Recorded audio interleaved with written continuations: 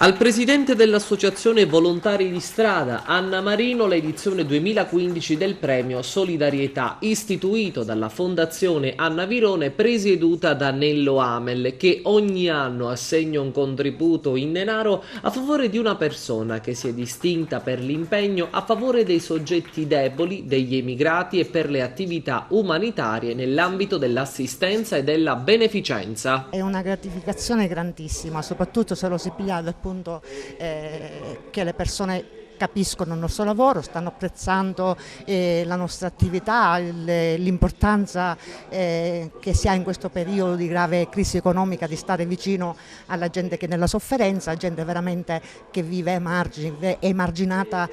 da tutti, ma dove anche le istituzioni purtroppo non sempre sono presenti. E quindi grazie alla Fondazione Virone, grazie a questa grande donna di cui sono felice anche di portare il suo nome, perché ho visto che è una donna molto energica, molto verace, una persona che amava veramente la propria città, e io mi sento doppiamente onorata, quindi grazie a nome mio, a nome dei volontari di strada e di tutti i nostri assistiti. Quest'anno ci è sembrato naturale darlo ad Anna Marino,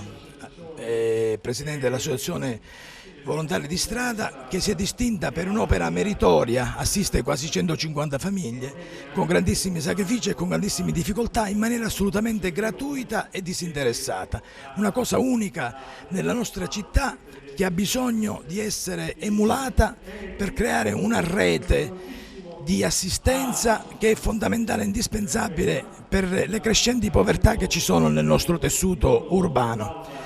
Ed è questo un po' quello che desiderava fare Anna Virone, cioè una donna che è stata sempre attenta ai fenomeni sociali, ha guardato alla realtà di Agrigento come una realtà che amava e che voleva che fosse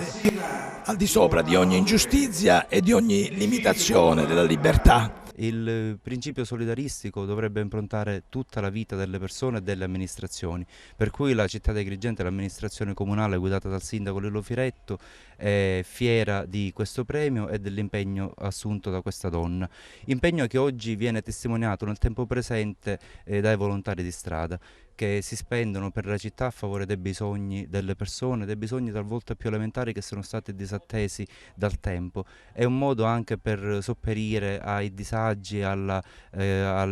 solitudine, all'indifferenza che spesso regna nel nostro mondo. Ecco, dovremmo attivarci più per vivere non egoisticamente la nostra vita di relazione, ma appunto secondo un principio di solidarietà che rende non soltanto gli uomini migliori, ma probabilmente l'intera società migliore.